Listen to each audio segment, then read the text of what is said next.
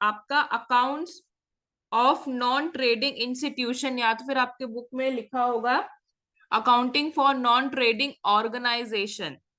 अभी तक हमने जो पढ़ा वो हमने अकाउंटिंग देखा ट्रेडिंग ऑर्गेनाइजेशन का।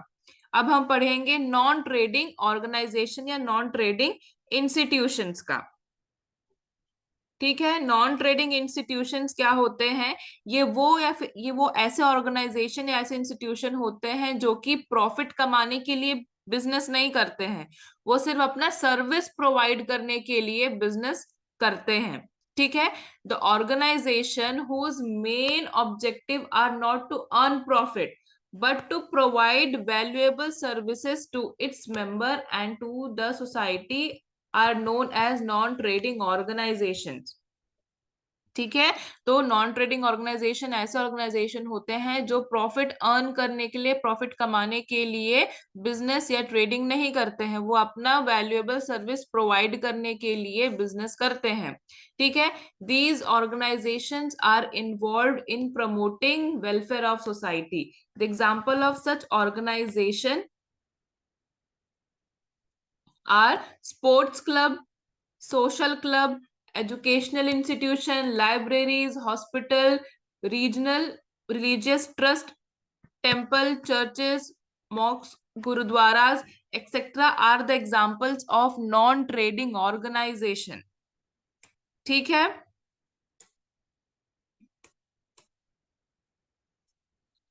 यहाँ पे एग्जाम्पल्स दिए हुए हैं बहुत सारे कि कौन कौन से सोशल क्लब्स होते हैं, स्पोर्ट्स क्लब होते हैं, एजुकेशन इंस्टीट्यूशंस होते हैं, लाइब्रेरीज होती है, हॉस्टल है ना। ये सारे ऐसे इंस्टीट्यूशंस है या फिर ऐसे ऑर्गेनाइजेशंस है जो प्रॉफिट कमाने के लिए बिजनेस नहीं करते हैं, ये अपने वैल्यूएबल सर्विसेज प्रोवाइडेड करने के लिए ही बिजनेस करते हैं।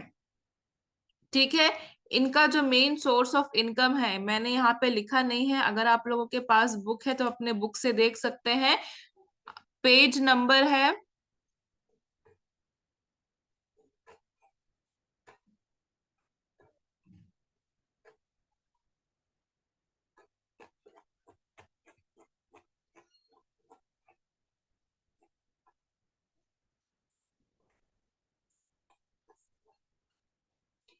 अगर आप लोगों के पास बुक है तो पेज नंबर 198 देखिए। यहाँ पे लिखा हुआ है कि यहाँ पे इनका मेन सोर्स ऑफ इनकम कैसे आता है। मेन सोर्स ऑफ इनकम यहाँ पे जैसे इनका एंट्रेंस फीस होता है, यहाँ पे लिखा है important terms of income and expenditure account. ठीक है, यहाँ पे एंट्रेंस फीस लिखा है। एंट्रेंस फीस और admission fees is usually charged by the clubs और अ सोसाइटी और educational institution for a new entrance. ठीक है, तो इस तरीके से हम क्या करते हैं, एजुकेशनल जैसे कि एजुकेशनल इंस्टीट्यूशन ही हो गया। ठीक है, वो उसका एंट्रेंस फीस के तौर पे वो क्या लेती है, आपसे पैसा लेती है, वो एक सोर्स ऑफ इनकम है एक एजुकेशन इंस्टीट्यूशन के लिए। वैसे ही सब्सक्रिप्शंस भी है, सब्सक्रिप्शंस भी है, जैसे कि कोई क्लब वगैरह होता है ना, वहां पे सब्सक्रिप्शन लगते हैं। वैसे ही डोनेशन हो गया। डोनेशन यहाँ पे दो टाइप के दिए हुए हैं, एक स्पेसिफिक डोनेशन, एक स्पेसिफिक चीज के लिए, जैसे कि आपके बुक में लिखा है when donation is received for a specific purpose, for example for building land etcetera. ये सारी चीजें स्पेसिफिक डोनेशन होती है। और जनरल डोनेशन भी दो टाइप के होते हैं, बिग अमाउंट और एक स्मॉल अमाउंट। ठीक है, फिर ऐसे लेगेसी, लाइफ मेंबरशिप फी, है ना, स्पेशल फंड, एंडोनमेंट फीस, ये सारी चीजें ऐसी होती है जिसके तौर पे नॉन प्रॉफिट ऑर्गेनाइजेशन की इनकम होती है। ठीक है, sales of sports material, sales of old newspaper, sale of old asset, ये सारी चीजें इनके लिए क्या है, एक तरीके का एसेट है, फिर बोल सकते हैं इन सारी चीजों से ही इनकी इनकम होती है। ठीक है, इन सारी चीजों से ही इनकी क्या होती है, इनकम होती है। जैसे हम ट्रेडिंग ऑर्गेनाइजेशन में ट्रेडिंग अकाउंट और प्रॉफिट एंड लॉस अकाउंट बनाया करते थे, क्योंकि हमको उनका प्रॉफिट एंड लॉस अकाउंट हमको जानना रहता था। ट्रेडिंग अकाउंट से हमको उनका ग्रॉस प्रॉफिट पता चलता था, और प्रॉफिट एंड लॉस अकाउंट से हमको बिजनेस का नेट प्रॉफिट पता चलता था। लेकिन नॉन ट्रेडिंग ऑर्गेनाइजेशन तो प्रॉफिट कमाने के लिए ही नहीं, कमाने के लिए बिजनेस तो नहीं खोलती है।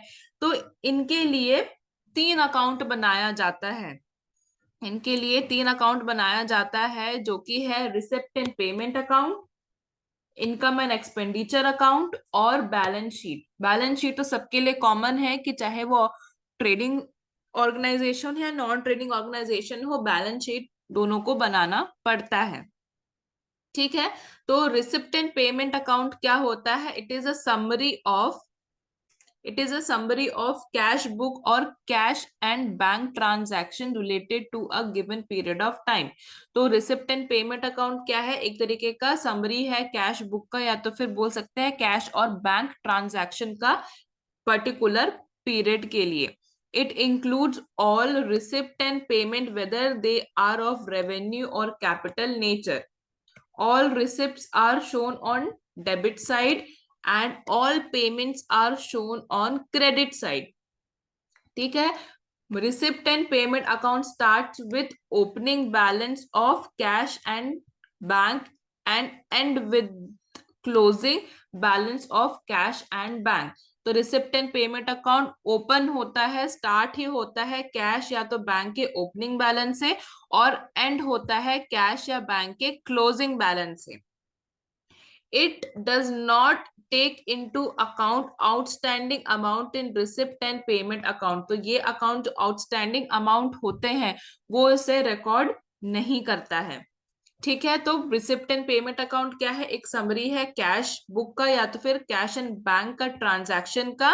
ठीक है, ये रिसिप्ट एंड पेमेंट अकाउंट में क्या होता है? रिसिप्ट हम डेबिट साइड में लिखते हैं, पेमेंट हम क्रेडिट साइड में लिखते हैं। ठीक है, रिसिप्ट एंड पेमेंट स्टार्ट होता है कैश और बैंक के ओपनिंग और क्लोजिंग बैलेंस से उसका एंड होता है, और जो आउटस्टैंडिंग अमाउंट होता है वो हम कंसिडर या फिर रिकॉर्ड नहीं करते हैं रिसिप्ट एंड पेमेंट अकाउंट में। ठीक है, जैसे कि यहाँ पे सबसे पहले रिसिप्ट एंड पेमेंट अकाउंट बनाना सीख लेते हैं। यहाँ पे एग्जांपल दिया हुआ है, from the following information red cross society prepare receipt and payment account for the year ended 31st December 2019। ठीक है, तो सबसे पहले यहाँ पे कैश इन हैंड दिया हुआ है 1 जनवरी को 2019 35,000। कैश एट बैंक भी दिया हुआ है 1 जनवरी 2019 50,000। डोनेशन हमको रिसीव हुआ है ड्यूरिंग द ईयर 25,000 रुपए। सब्सक्रिप्शन हमको रिसीव हुआ है कितना? 20,000 रुपए। यूटिलिटीज चार्ज पेड हुआ है कितना? 5,000। Salary paid 45। Honorarium paid to trainer 1,500। Rent paid, ये सारे life membership. Interest received on government bond, purchase of computer by cheque 30,000, purchase of furniture for cash 4,000, entrance fees received 10,000, purchase of supplies material for cash 6,000, purchase of government bonds 20,000, payment of petty cashier 500, cash in hand 31st December 2019 8,000, cash at bank 31st December 2019 15,000। ठीक है, ये सारे transaction दिए हुए हैं। तो यहाँ पे ओपनिंग बैलेंस तो दिया हुआ है ओपनिंग बैलेंस दिया हुआ है 1 जनवरी का, और यहाँ पे क्लोजिंग बैलेंस भी दिया हुआ है 31 दिसंबर तक का। ठीक है, ये हमारे पूरे आइटम हो गए हैं। अब हमको ध्यान देना है कि क्या चीजें रिसिप्ट में जाएगी, क्या चीजें हमारी पेमेंट में जाएगी। जो चीज पेड, जो चीज रिसीव वाली होगी हम उसका रिसिप्ट काटेंगे, और जो चीज हमारी पेड वाली होगी हम उसको पेमेंट में डालेंगे।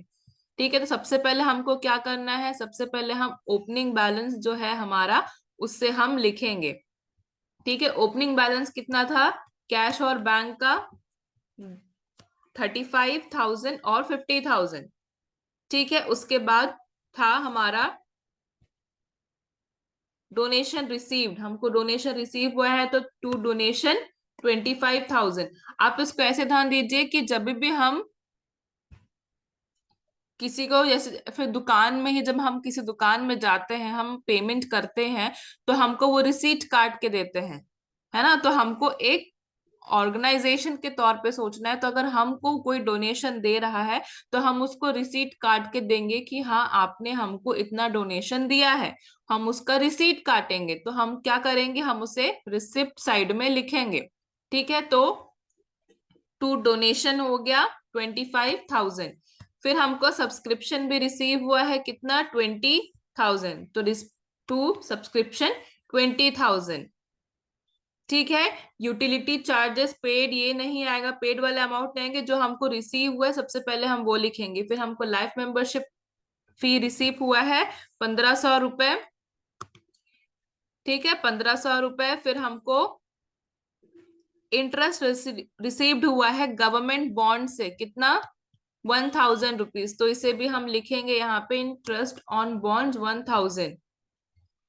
फिर यहाँ पे ये परचेज परचेज ये हमारे पेमेंट में आएंगे। फिर आएंगे हमारा एंट्रेंस फीस में रिसीव हुआ है हमको कितना, 10,000। तो टू एंट्रेंस फीस 10,000। फिर और कोई अमाउंट आएगा नहीं आएगा, बाकी सब पेमेंट वाला है। ठीक है, फिर हम पेमेंट सेक्शन में आ जाते हैं। बाय यूटिलिटीज, हमको यूटिलिटी हमने पे किया है 5,000 रुपए। सैलरी हमने दिया है 45,000।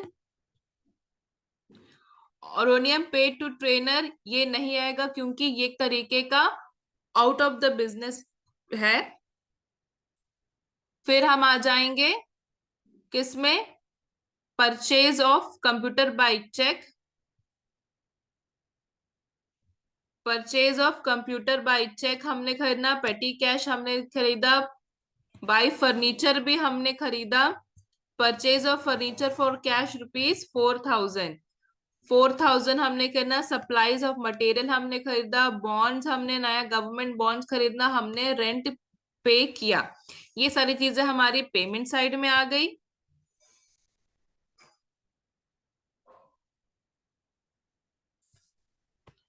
ठीक है, फिर हमारा क्लोजिंग बैलेंस जो था कितना था, कैश इन हैंड और कैश इन बैंक 8,000 और 1,500 रुपए।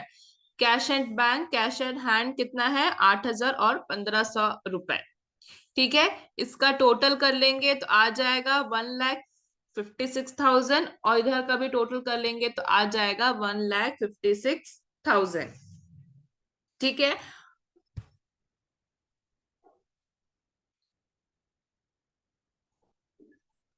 तो ये ऐसे आपको बनाना है रिसिप्ट और पेमेंट। यूजुअली क्वेश्चन में ऐसे ये नॉन ट्रेडिंग ऑर्गेनाइजेशन के क्वेश्चन नहीं आते हैं। इंपॉर्टेंट आप लोगों का जो trading profit and loss account और बैलेंस शीट है, जो फाइनल अकाउंट है आप लोगों का, वो एग्जाम पॉइंट ऑफ व्यू से इंपॉर्टेंट है। इसके क्वेश्चंस बहुत ही कम पूछे जाते हैं। अगर आप लोग चाहें तो आप ये लोग इसका थ्योरी पढ़ सकते हैं क्योंकि इसमें थ्योरी ज्यादा है, लेकिन ये प्रैक्टिकल अप्रोच है थोड़ा, तो हम उसका एक एक एग्जाम्पल करेंगे। ठीक है, रिसिप्ट एंड पेमेंट अकाउंट हो गया। फिर हम आते हैं इनकम और एक्सपेंडिचर अकाउंट में। ठीक है, तो इनकम और एक्सपेंडिचर अकाउंट एक क्या है, एक टाइप का है, ये एक रियल सॉरी नॉमिनल अकाउंट है। It is just like profit and loss account. It is prepare to find out the amount of surplus and deficit made during the accounting period. हम जब ट्रेडिंग ऑर्गेनाइजेशन की बात करते हैं, जो profit कमाने के लिए बिजनेस करते हैं, तो उनके टर्म्स में हम प्रॉफिट और लॉस बोलेंगे। लेकिन जब नॉन ट्रेडिंग ऑर्गेनाइजेशन की बारी आती है तो इनके टर्म में हम सरप्लस और डेफिसिट बोलेंगे। ठीक है, इनके टर्म पे हम सरप्लस और डेफिसिट बोलेंगे।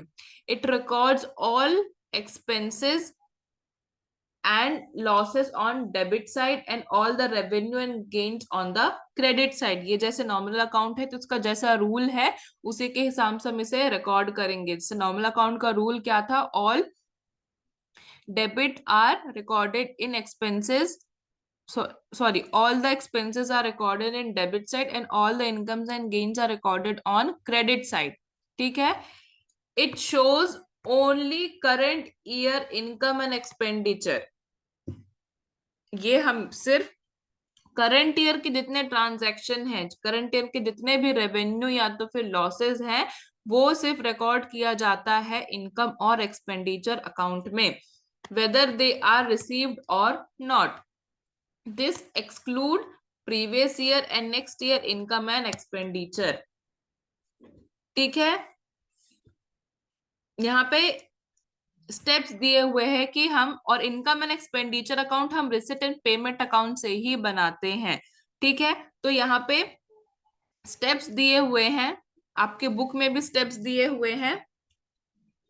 ठीक है, एक इसका एक इम्पोर्टेंट, आप लोग बुक खोल के, अगर आपके पास बुक है तो उसको देखिए। पेज नंबर 198 में यहाँ पे सब्सक्रिप्शन का पॉइंट दिया हुआ है। ठीक है, यहाँ पे सब्सक्रिप्शन का पॉइंट दिया हुआ है। अपन इसको ऐसे समझ सकते हैं कि देखिए, सब्सक्रिप्शन हमको, अगर हम एक अकाउंटिंग पीरियड का देखें, सब्सक्रिप्शन हमको कभी भी मिल सकता है। सब्सक्रिप्शन का एक पैटर्न होता है कि जैसे आपको साल भर का सब्सक्रिप्शन करना है एडवांस में, या 3 महीने का, या 6 महीने का, या 9 महीने का। ठीक है, तो ऐसे सब्सक्रिप्शन के केसेस में हम यहाँ पे ऐड और प्लस करते हैं। ठीक है, तो जैसे आप लोग के बुक में लिखा हुआ है, टोटल सब्सक्रिप्शन सबसे पहले हम लिखेंगे जो हमको ड्यूरिंग द ईयर हमको रिसीव हुआ है। उसके बाद हम उसमें ऐड करेंगे सब्सक्रिप्शन जो कि आउटस्टैंडिंग है at the end of the year. जिस अकाउंटिंग पीरियड की हम बात कर रहे हैं, अगर उसी अकाउंटिंग पीरियड में अगर कोई आउटस्टैंडिंग सब्सक्रिप्शन है तो हम उसे प्लस करेंगे। ठीक है, और फिर लेस करेंगे सब्सक्रिप्शन, ऐसे सब्सक्रिप्शन जो कि प्रीवियस ईयर के एंड में आउटस्टैंडिंग थे। ठीक है, इसे आप याद रखिएगा। आप इसका थ्योरी भी याद रख सकते हैं, प्रैक्टिकल में भी काम आएगा। कि हम सबसे पहले क्या करेंगे, ड्यूरिंग द ईयर हमको जो सब्सक्रिप्शन रिसीव हुआ है हम उसे लिख लेंगे।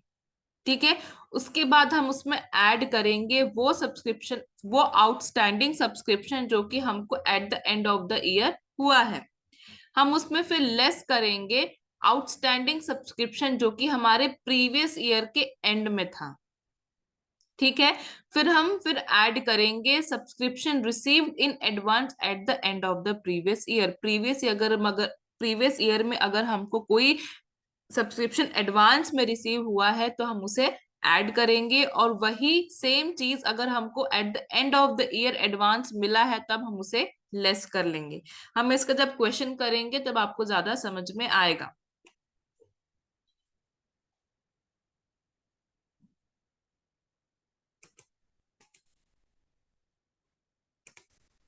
ठीक, यहाँ पे स्टेप्स दिए हुए हैं, 6 स्टेप्स। 6 स्टेप्स दिए हैं यहाँ पे।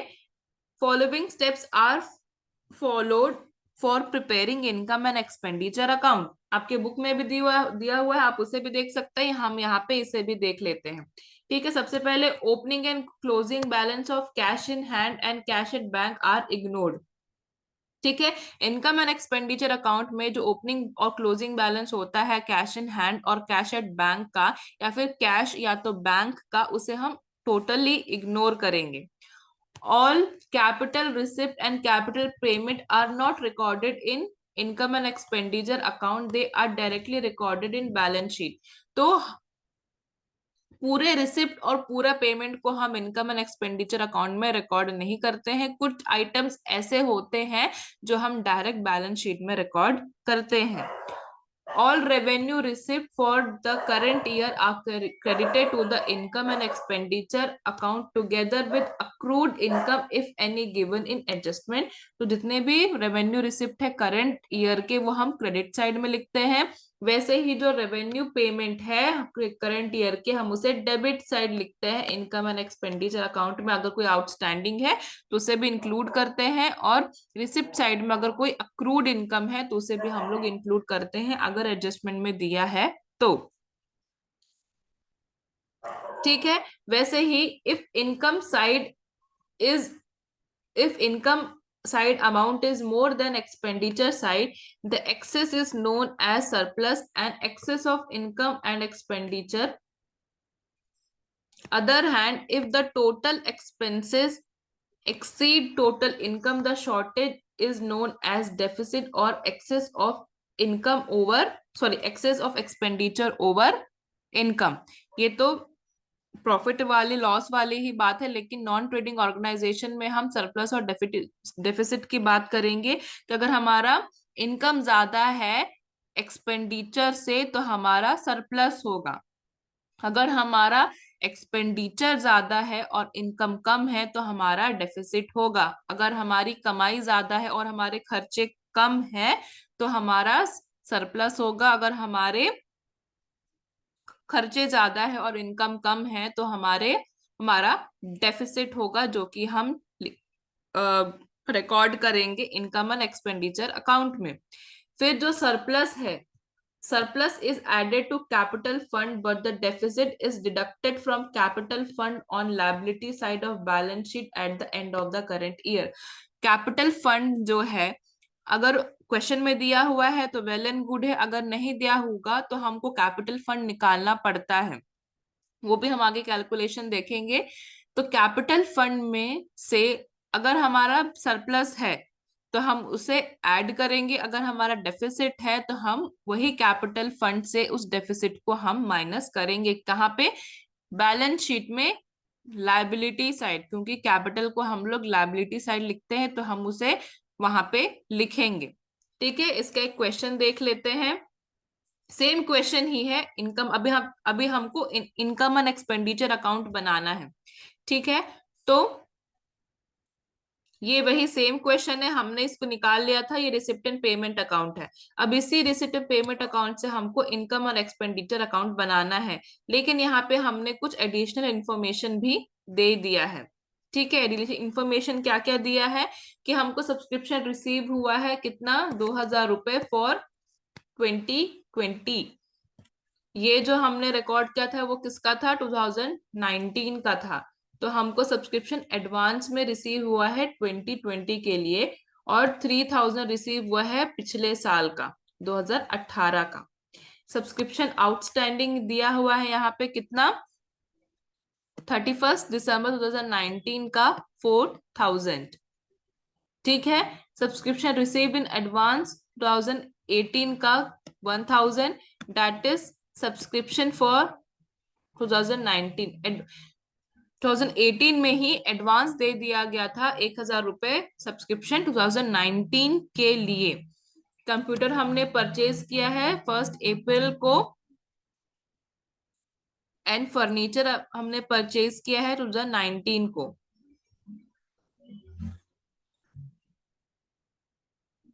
Society has other fixed asset 1,50,000 का। डेप्रिसिएशन फिक्स्ड एसेट पे लगाया गया है और फर्नीचर पे लगाया गया है 10% और कंप्यूटर में लगाया गया है 1500 रुपए। यहाँ पे क्वेश्चन में यहाँ पे अमाउंट नहीं लिखा है, मैं आपको आगे बताऊंगी अमाउंट, या फिर इस क्वेश्चन से ही देख लेते हैं। यहाँ पे क्वेश्चन में ही नहीं दिया हुआ है।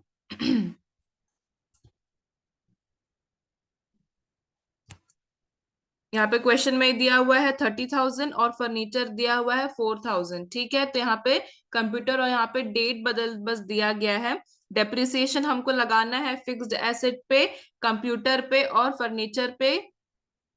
ठीक है, गवर्नमेंट बॉन्ड्स परचेज किया है हमने और उसका रेट ऑफ इंटरेस्ट हमको मिला है कितना, 12% per year. From the above information prepare income and expenditure account. ठीक है, तो हम वैसे इसको ऐसे फॉर्मेट बनाएंगे जैसे हमने क्या था, ये नॉमिनल अकाउंट है, तो नॉमिनल अकाउंट में डेबिट साइड में जितने भी हमारे एक्सपेंसेस हैं, जितने भी हमारे खर्चे हैं वो हम रिकॉर्ड करेंगे, और क्रेडिट साइड में जितने हमारे इनकम्स एंड गेन्स है वो हम रिकॉर्ड करेंगे। तो डेबिट साइड आ जाएगा हमारा एक्सपेंडिचर और क्रेडिट साइड आ जाएगा हमारा क्या, इनकम। ठीक है, तो सबसे पहले जितने भी खर्चे हैं उसे हम यहाँ पे रिकॉर्ड करेंगे। ठीक है, ये पेमेंट है, पेमेंट को पूरा उठा के हमको एक्सपेंडिचर साइड में लिख देना है, क्योंकि ये हमारे खर्चे ही हैं, हमने उससे पेमेंट किया है। तो हो गई हमारे यहाँ पे क्या, यूटिलिटीज, सैलरीज, यूटिलिटीज, सैलरीज, और नियम यहाँ पर आएगा। जैसे क्वेश्चन में हमने हमने आगे पढ़ा था कि कुछ ऐसे आइटम्स, ऑल रिसिप्ट और ऑल पेमेंट हम पूरा इनकम एंड एक्सपेंडिचर अकाउंट में नहीं लिखते, सॉरी रिसिप्ट और पेमेंट अकाउंट में नहीं लिखते हैं। क्यों? क्योंकि कुछ कुछ आइटम्स ऐसे होते हैं जिसे हम डायरेक्ट रिकॉर्ड करते हैं बैलेंस शीट में।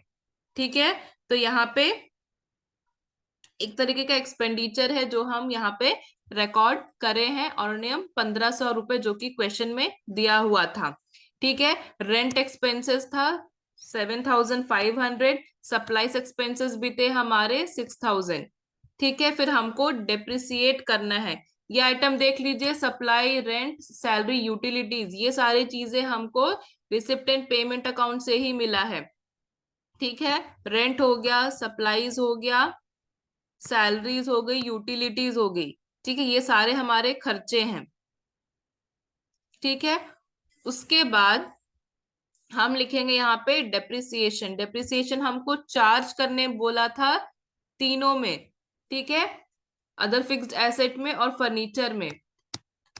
फिक्स्ड एसेट का अमाउंट कितना था? 1,50,000। उसका 10% कितना आएगा? 1,000, सॉरी 15,000। फर्नीचर का अमाउंट कितना था?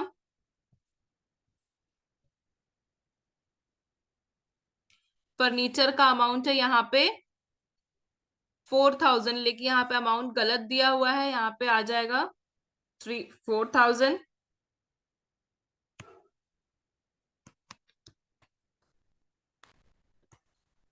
कंप्यूटर में हमको 15% निकालना है। कंप्यूटर का अमाउंट कितना था?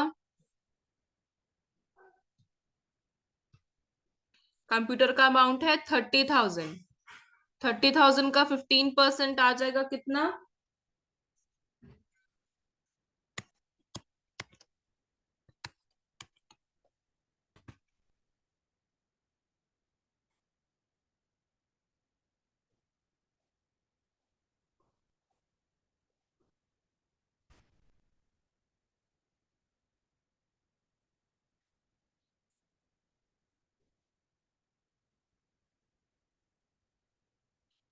2250।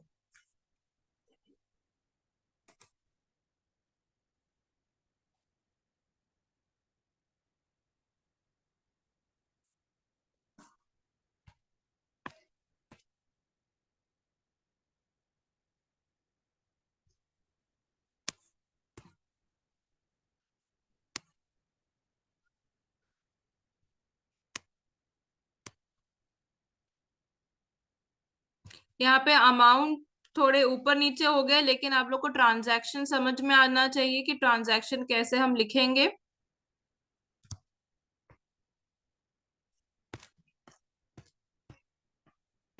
ठीक है। तो हम इसे डेबिट एक्सपेंडिचर अकाउंट में हम यहाँ पे, सॉरी एक्सपेंडिचर साइड में हम इसे यहाँ पे लिखेंगे। फिर इनकम साइड में हम यहाँ पे लिखेंगे बाय सब्सक्रिप्शन। ठीक है। इनकम साइड में लिखेंगे बाय सब्सक्रिप्शन, लेकिन इन सब्सक्रिप्शन का हमको बहुत सारे क्या दिए थे? एडजस्टमेंट दिए थे। ठीक है। हमको रिसीव हुआ था इंक्लूडिंग 2000 फॉर 2020। ठीक है। तो इसका यहाँ पे वर्किंग नोट है, कंप्यूटेशन ऑफ सब्सक्रिप्शन। हमको ड्यूरिंग द ईयर हमको कितना रिसीव हुआ था? ड्यूरिंग द ईयर हमको रिसीव हुआ था 20,000। ठीक है। हमको लेस करना है एडवांस सब्सक्रिप्शन रिसीव फॉर 2020। कितना था? 3,000। फिर हमको लेस करना है आउटस्टैंडिंग सब्सक्रिप्शन, या इसको एरियर्स भी बोल सकते हैं, उसको आउटस्टैंडिंग भी बोल सकते हैं, सब्सक्रिप्शन रिसीव्ड फॉर 2018। ठीक है। कितना है? 2,000। फिर हमको सब्सक्रिप्शन रिसीव्ड हुआ था एडवांस में पिछले साल के एंड में, तो उसको हम क्या करेंगे? प्लस करेंगे 1,000। फिर outstanding subscription at the end of the year 4,000। ये हमारा एडजस्टमेंट में दिया हुआ था। इसको पूरा कैलकुलेट करके हमारे पास सब्सक्रिप्शन का अमाउंट आ जाएगा कितना? 20,000 ही। ठीक है। यहाँ पे डेप्रिसिएशन का कैलकुलेशन भी दिया हुआ है कि फिक्स्ड एसेट पे था 1,50,000 का 10% में 1,500 रुपए। ठीक है। यहाँ पे मंथ दिए हुए थे, इसलिए यहाँ पे इसका कैलकुलेशन अलग दिया हुआ है। पे मंथ जैसे दिया हुआ है 1 अप्रैल को। ठीक है। 1 अप्रैल। और फर्नीचर भी हमको परचेज हुआ है 1 जनवरी को, तो उसी के हिसाब से हम मंथ को देखते हुए हम कैलकुलेट करेंगे। ठीक है। तो डेप्रिसिएशन और फर्नीचर कितना आ जाएगा? 4,000 का 10%। रिमेनिंग 9/12 मंथ्स में, ठीक है, तो उसका अमाउंट आ जाएगा 300। डेप्रिसिएशन और कंप्यूटर भी 30,000 आएगा, इंटू 15% हमको निकालना था उसका डेप्रिसिएशन आधे महीने के लिए, क्योंकि हमने उसको जुलाई में खरीदा था, और बाकी के लिए डेप्रिसिएशन हमको लगाना है तो 2250। टोटल हमारा डेप्रिसिएशन का अमाउंट आ जाएगा कितना, 17,550। ठीक है, ये डेप्रिसिएशन का कैलकुलेशन हो गया और ये सब्सक्रिप्शन का कैलकुलेशन हो गया। ठीक है, सब्सक्रिप्शन का अमाउंट हमने यहाँ पे लिख देना है 20,000। डोनेशन हमको जो रिसीव हुआ था वो हम लिखेंगे 25,000, जो कि हमारा क्वेश्चन में भी दिया हुआ था। फिर हम लिखेंगे इंटरेस्ट रिसीव्ड, जो हमको गवर्नमेंट बॉन्ड से इंटरेस्ट रिसीव हुआ था 1,000, उसी में हम ऐड करेंगे इंटरेस्ट जो हमको अक्रूड हुआ था, हमको जो कैलकुलेट करना था 12%। ठीक है, 2,000। फिर अब हम देखेंगे कि यहाँ पे टोटल कितना आ रहा है। तो हमारा एक्सपेंडिचर ज्यादा आ रहा है और हमारा इनकम कम है, तो हम यहाँ पे लिखेंगे by deficit, excess of expense over income. कितना आ रहा है, 49,850। तो ये 49,850 का हमको नुकसान हो रहा है। ठीक है, तो हम ऐसे ही बनाएंगे इनकम और एक्सपेंडिचर अकाउंट। इनकम और एक्सपेंडिचर अकाउंट बनाने के बाद हम बनाएंगे कैसे, क्या, बैलेंस शीट। इनकम और expenditure, sorry, non trading organization में बैलेंस शीट थोड़ा सा अलग तरीके से बनता है। ठीक है, आइटम्स हम जैसे लिखते हैं वैसे ही लिखेंगे। ठीक है, जैसे यहाँ लिखा है, it is prepared at end of the accounting period to show the financial position of non trading और प्रॉफिट नॉन ट्रेडिंग और profit organization as well as business organization. ठीक है, तो यहाँ पे इसके एग्जाम्पल भी देख लेते हैं, ये क्वेश्चन दिया हुआ है आपको। ठीक है, यहाँ पे क्वेश्चन दिया हुआ है, ऐसा हम एक फुल फ्लेश्ड क्वेश्चन भी देख लेते हैं। ठीक है, यहाँ पे रिसिप्ट एंड पेमेंट अकाउंट हमको दिया हुआ है अकाउंटेंट्स क्लब का, हमको प्रिपेयर करना है क्या, इनकम और एक्सपेंडिचर अकाउंट प्रिपेयर करना है 31 मार्च 2020 का। ठीक है, यहाँ पे आइटम दिया हुआ है, रिसिप्ट साइड में ये सारे आइटम दिए हुए हैं, पेमेंट साइड में आइटम दिए हुए हैं। ठीक है, यहाँ पे एडिशनल इंफॉर्मेशन भी हमको दिया हुआ है, subscription in areas for the year ended 31 March 2020 1,35,000, subscription received in advance during the year 31 मार्च 2000, यहाँ पे मैच लिख गया, यहाँ पे मार्च आएगा 2020 39,000। इंश्योरेंस प्रीमियम प्रीपेड है वो 3,000। फिर यहाँ पे दिया हुआ है कुछ स्टेशनरी का स्टॉक दिया हुआ है 31 मार्च 2020 और 31 मार्च 2019 का 30,000 5,000। क्रेडिटर्स फॉर स्टेशनरी भी दिया हुआ है, ओपनिंग और क्लोजिंग स्टॉक भी दिया हुआ है यहाँ पे 40 और 26,000। एडवांस फॉर स्टेशनरी पेड 7,000 और advance for stationery carried from 18 और 19 का दिया हुआ है 5,000। ठीक है, ये एडिशनल इंफॉर्मेशन हमको यहाँ पे दी हुई है। सबसे पहले हम क्या कर लेते हैं, कोई एडिशनल इंफॉर्मेशन ना छूटे उसके लिए हम जो उसका आइटम है उसके सामने हम उसे टिक कर लेते हैं। सब्सक्रिप्शन हमको रिसीव हुआ है, तो सब्सक्रिप्शन के सामने टिक कर लेते हैं कि इसके सामने हमको कोई एडजस्टमेंट करना है। ठीक है, फिर हमको insurance premium prepaid, insurance premium यहाँ पे दिया हुआ है, इसमें कोई एडजस्टमेंट है, इसका हमको ध्यान देना है। फिर है स्टेशनरी, स्टेशनरी के सामने भी टिक लगा लेते हैं कि इसमें हमको एडजस्टमेंट करना है। फिर हम आगे बढ़ते हैं, सबसे पहले हम ऐसे फॉर्मेट बना लेंगे, ये आप हम साथ में कर लेते हैं। ठीक है, तो सबसे पहले हम क्या लिखेंगे,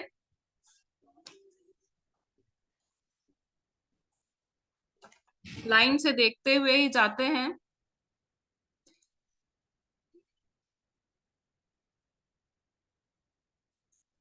आपको 2 साल का बैलेंस शीट बनाना है, 2 साल का मतलब एज ऑन 31 मार्च 2018 का भी और करेंट ईयर का भी, सॉरी जो नेक्स्ट ईयर है उसका भी बैलेंस शीट एज ऑन 31 मार्च 2020। हमको एक्चुअल किसका बनाना है? हमको एक्चुअल में बनाना है 2020 का। ये हमारा करंट पीरियड है, लेकिन अगर हम प्रीवियस ईयर का भी बनाएंगे साथ में, अगर जैसे कि क्वेश्चन में अगर दिया हुआ है कि हमको यहाँ पे प्रीवियस ईयर का भी क्या दिया हुआ है, कुछ अमाउंट यहाँ पे दिया हुआ है, यहाँ पे कैपिटल फंड नहीं दिया हुआ है, तो इसके चलते हमको कैपिटल फंड निकालने के लिए हमको प्रीवियस ईयर का भी, मतलब 2019 का भी हमको बैलेंस शीट बनाना पड़ेगा। ठीक है, तो सबसे पहले हम सबको साथ में बनाते हुए चलते हैं, है ना। यहाँ पे ये बैलेंस शीट भी दिया हुआ है कि कोई आइटम यहाँ पे छूटे ना। ठीक है, सबसे पहले हम लिखेंगे, यहाँ पे लिखा है to cash in hand to cash at bank. ये हमारा है ओपनिंग स्टॉक। ठीक है, ये हमारा है ओपनिंग स्टॉक, जो कि हम कहाँ लिखेंगे, जो कि हम कहाँ लिखेंगे बताइए। सॉरी, यहाँ ये 12,60,000 जो कि हम लिखेंगे 2019 के बैलेंस शीट में, 2019 के बैलेंस शीट में